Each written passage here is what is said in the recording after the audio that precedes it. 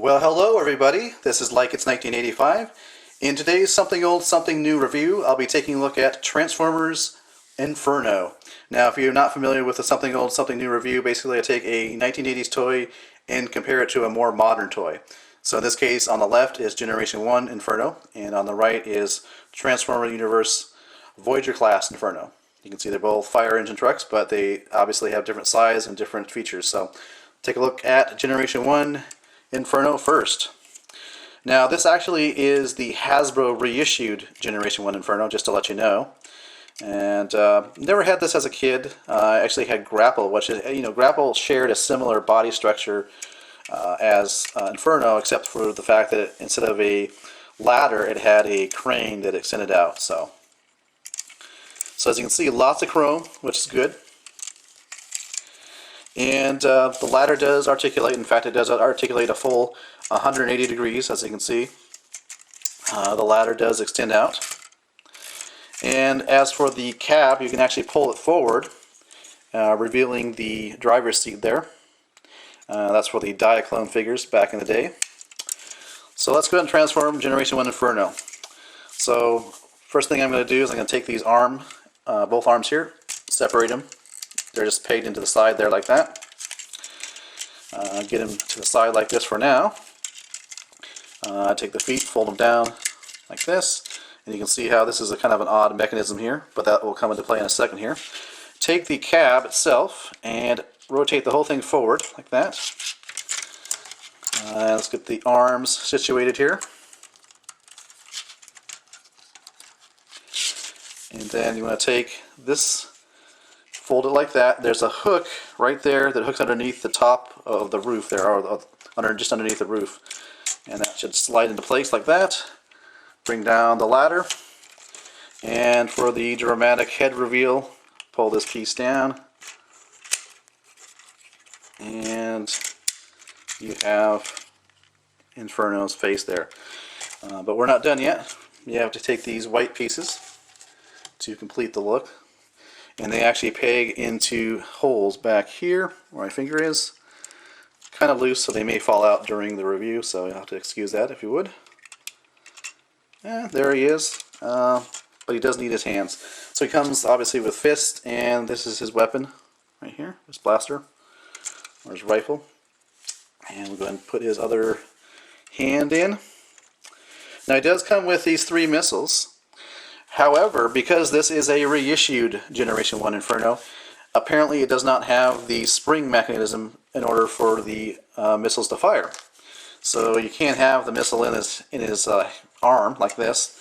And as you recall from the Generation 1 cartoon, that's a very iconic look to Inferno, because oftentimes he would have this device or missile, I guess. I don't think it actually was a missile in the cartoon. I think what it was kind of like a nozzle, like you could see in a nozzle on a fire hose, and it would I think it doubled like as a weapon, but also it put out fires. Like there's the foam fire retardant material would come out of the nozzle here. Anyhow, that is Generation 1 Inferno. Not very much articulation. You got shoulder movement, you've got rotation at the shoulders, but that's about it. I mean, this is Generation 1. This is a 1980s toy. So you do have this little fire hose here, which does come off. This pegs in the side there, so let's put him to the side. Okay, so on to Universe Voyager Inferno. As I said before, obviously it is a fire engine truck, but very nice details in the molding. Nice silver paint apps as well. Wheels roll really well. I like the cab section because you can actually see through and see there's a steering wheel and 2 seats. Not too impressive, but still, I like the fact that you can see there that they did include some detail, because what they could have done is easily just painted it over with some kind of paint. It would look, not so good. But I like this plastic, this clear plastic. It's really nice. Autobot logo right there. 401, whatever that means. So, and as you can see, there's this water cannon here. This is a missile, and you just press this button right here, shoots out. It articulates due to the transformation, but you can also kind of raise and lower it a little bit. So you've got that playability factor. Alright, so on to the transformations. So what they tell you to do is to rotate this like this, so it's facing back. Take the panels on the side here, fold them out on both sides. Then what they do is they tell you to bring the legs down. The legs are actually this section here, so we're going to let's go ahead and detach this from there. These fold down, and actually I skipped a step of what you need to do here. These front wheels, fold them in like that. And you can see here's the waist area.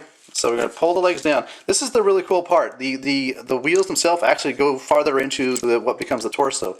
I can see if I can show you that here. See, it's transformation time. See how the wheels go up into the torso area? Really cool. Split the legs, rotate the legs. So you've got the silver paint showing here. And of course the screw holes are on the inside of the leg, not the outside. Push down the feet. And you can see the feet has very nice silver, it looks to be maybe like pistons, but nonetheless, whatever it is, looks cool. To complete the transformation for the lower half, fold this bumper down, and there you are. This guy's kind of loose, a little bit loose, so if he falls over, you have to forgive that. On the side here, to transform the arms and shoulders, you want to separate this section here like that, and hopefully I won't tear this off, but this should come detached. Oh, you got to separate it up here too. That would help you. So we want to pull it apart like that. That would help a lot. Sorry about that. So you pull that apart and then bring this out like that. And you can see here if you move this piece up that the arm just comes forward like that. Bring the arm down. Rotate like that. This is on the outside. Fold this panel like that and you've got one arm done. Now off camera I had a lot of trouble with this arm. For some reason this had given me some difficulty, so let's hope for the best here. So I want to separate the panel here, bring the arm forward, and hopefully nothing falls off. Yes. Alright. So situate the arm here, fold the panel up again, and then you want to, on these side pieces, you want to fold the this section here. You want to fold that in. Sorry about that. Fold this in there. And then these go on the shoulders, kind of like shoulder armor.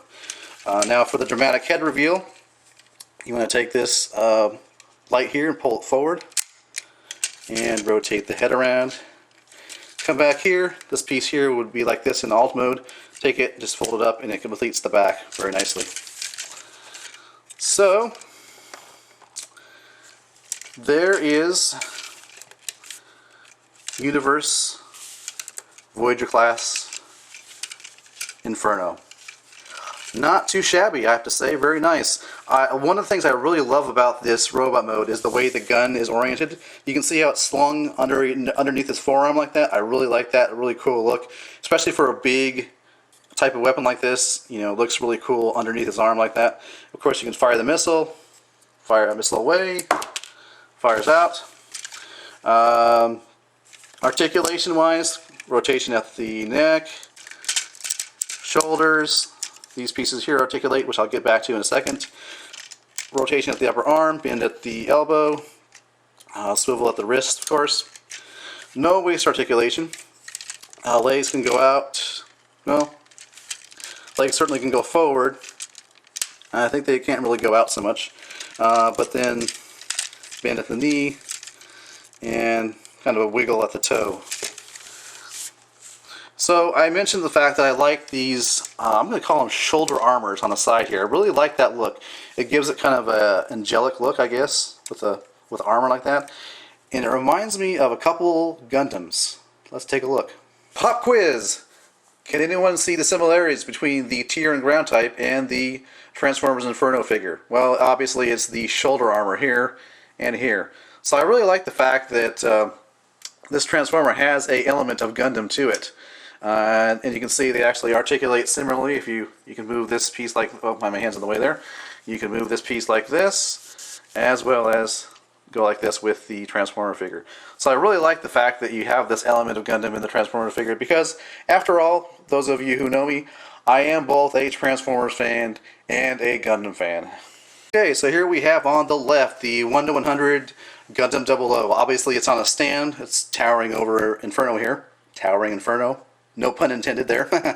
Anyhow, you can see I like the fact that, see how this, Inferno's got this shoulder armor here articulating like that? Well, look at the 00.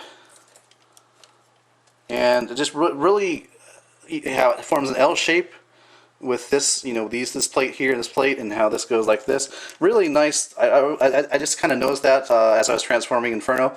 But, as a Transformers fan and a Gundam fan, that's really awesome. So I just thought I'd show that to you guys. Because I thought it was really neat. Again, this is the shoulder armor here with the GN drive, and this is the shoulder armor for Inferno. Of course, a something old, something new review wouldn't be the same without a side-by-side comparison. The old next to the new. Here, of course, we have in robot mode, Generation 1 Inferno, next to Universe Voyager-class Inferno, also in robot mode. So, really nice updated figure with the Universe Voyager-class Inferno. I like the fact that this guy pretty much, it looks the same, but it's updated. It's got, more modern articulation, of course. The transformation is interesting, but it's not hard. It's simple, and I really like the fact that they've kept it simple. And I think that's one of the traits I look for in a figure as far as the something old, something new reviews go. I really like the fact that they took an older figure and updated it into this new Voyager-class Universe figure. And I'm really excited about, of course, we had the Classics line and the Universe line a few years ago. Now we have the Generations line, and we're going to get I think it's called the Transformers United line. All those lines really do, so far, an excellent job of taking an older Generation 1 Transformer and updating it to more modern standards with, with greater articulation, greater playability, but yet still keeping the same feeling of the Generation 1 character. So, thank you so much for watching. This has been a Something Old, Something New focus on Transformers Inferno.